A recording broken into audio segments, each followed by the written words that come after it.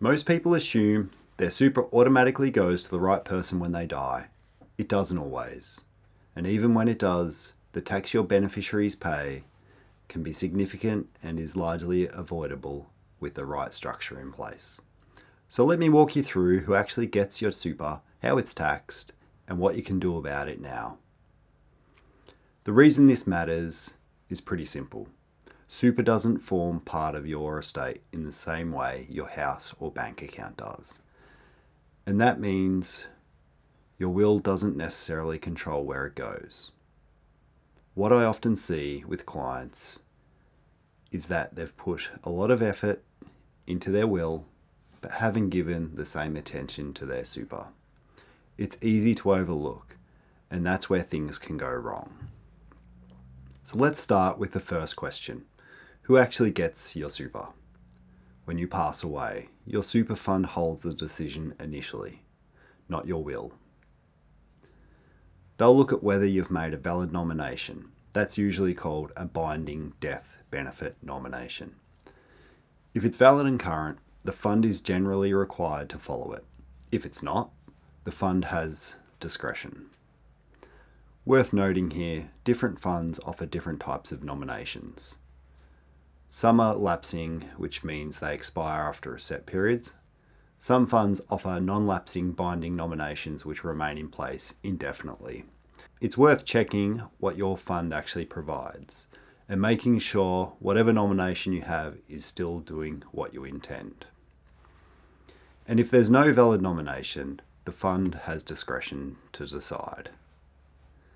Because discretion means the trustee determines who receives your super, based on who they consider your dependents. That could be your spouse, it could be your children, it could be someone financially dependent on you.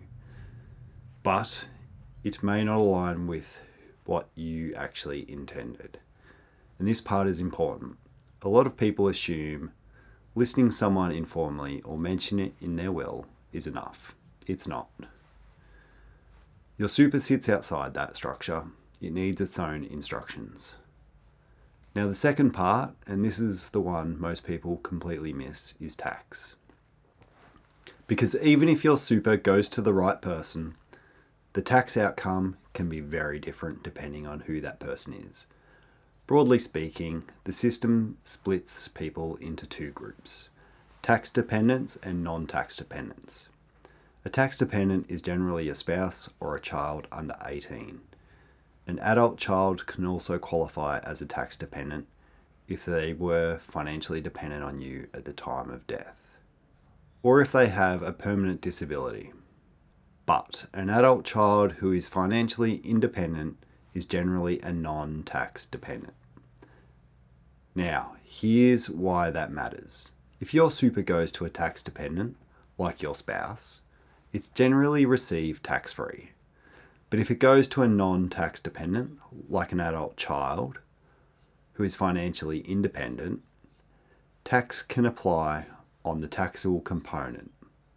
And depending on how much of your super is made up of taxable contributions and earnings, that can be a meaningful amount. So you can end up in a situation where two families receive the same super balance, but one pays no tax and the other pays a significant amount. Not because of luck, but because of structure. And this is the part where small decisions now make a big difference later. Because your super isn't just one pool of money, it's made up of different components, taxable and tax-free. The taxable component generally includes your employer contributions and investment earnings. The tax-free component generally includes personal after-tax contributions. And how those components are passed on can be influenced through strategies like recontribution, for example, which can shift more of your balance into the tax-free component over time. Let me give you a simple example. If you have both taxable and tax-free components inside your super, and you're leaving money to adult children who are financially independent, there are strategies to reduce the tax they'll pay, but they need to be set up while you're alive. So when people say super is tax effective, that's true while you're alive. but after death, it depends entirely on who receives it and how it's structured. Now, the third part of this is control, how you actually allocate it. Because you've essentially got three levers: who receives it, how much they receive, and how it's paid. And each of those has different implications. For example, you might decide your spouse receives enough to maintain income stability. Your children receive a portion, but structured in a way that reduces unnecessary tax. Or you might prioritise flexibility for your spouse, rather than locking in fixed amounts too early. There's no single right answer here, but there is a right process. And that process is making sure your nominations are valid and appropriate for your fund. Your structure is intentional and the tax outcomes are understood. Let me bring this back to you for a second. If something happened tomorrow, are you confident your super would go exactly where you intend? And just as importantly, are you confident it would be received in the most tax-effective way possible? Because for a lot of people, the answer is, I think so, but not, I know so. This is general in nature, so it's important to consider your own situation. But if you're approaching retirement or even just building your super balance, this is worth getting clarity on now, not later.